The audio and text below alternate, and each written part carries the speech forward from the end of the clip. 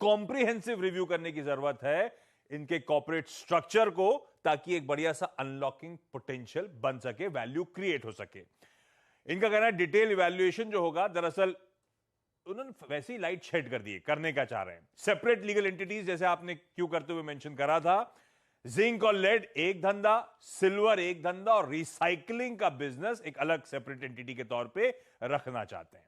Management ने दरअसल मंजूरी दी है कि कुछ एक्सटर्नल एडवाइजर्स को इंक्लूड करा जाएगा, जो इस बोर्ड कमेटी को एग्जिस्ट करेंगे, और फिर ये लोग वे फॉरवर्ड हाईलाइट करेंगे बोर्ड ऑफ डायरेक्टर्स को। ध्यान रखिएगा, इंटरेस्टिंग डेवलपमेंट जरूर है, पर यह ग्रुप दिक्कतों में है। मैंने शुरुआत में वेदांता की बात इसलिए करी थी, छेड़ी थी, कि इसके प्रमोटर हैं हिंदुस्तान जिंक का प्रमोटर वेदांता, वेदांता का प्रमोटर वेदांता रिसोर्सेज, और वेदांता रिसोर्सेज दिक्कतों में है। अभी कुछ दिन पहले, मेरे ख्याल से इसी हफ्ते मंगलवार की हम लोग चर्चा कर रहे थे, जब मूडीज ने वेदांता रिसोर्सेज, वो पेरेंट के कॉर्पोरेट रेटिंग को डाउनग्रेड कर दिया था। तब मूडीज ने यही कहा था, ये डाउनग्रेड रिफ्लेक्ट करता है जो डेट रीस्ट्रक्चरिंग को लेकर रिस्क अब सामने आ रही है आने वाले कुछ महीनों में।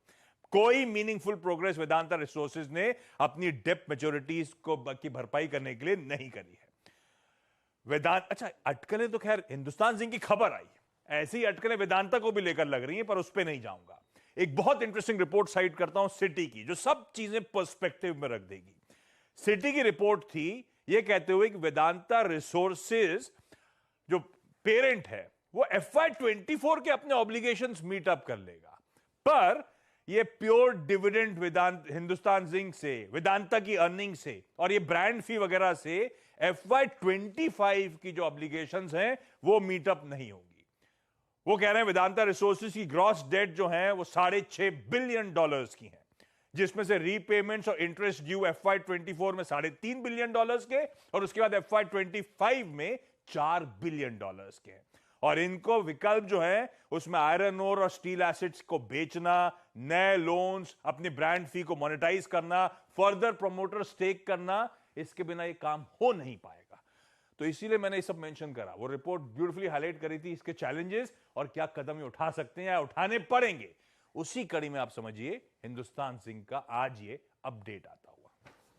शुक्रिया आशीष। अब फिर इंतजार रहेगा कि वेदांत की तरफ से इस तरह की डेवलपमेंट का बात है, क्योंकि वो इवेंचुअली दोनों के लिए हिंदुस्तान जिंक का अपडेट सामने आ गया। हिंदुस्तान वेदांता का भी आना है, काफी इंतजार के बाद आएगा शायद, लेकिन वेदांता का भी आना है।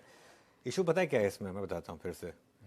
इतनी बार इसमें हमेशा जब भी आप होप लेके चलें कि कुछ ना कुछ अच्छा आएगा, कुछ ना कुछ गड़बड़ हो ही जाती है। और मैं इसीलिए कह रहा हूँ आ जाने दीजिए उसको, जो ऑफिशियल आएगा, क्या निकल कर आएगा, क्या नहीं निकल कर आएगा, क्या पैटर्न बनेगा, किस तरीके से होगा, और माइनॉरिटी शेयर होल्डर्स के लिए क्या होगा उसमें, इस चीज़ का हमको ध्यान रखना होगा कि माइनॉरिटी के लिए क्या मिलने वाला है।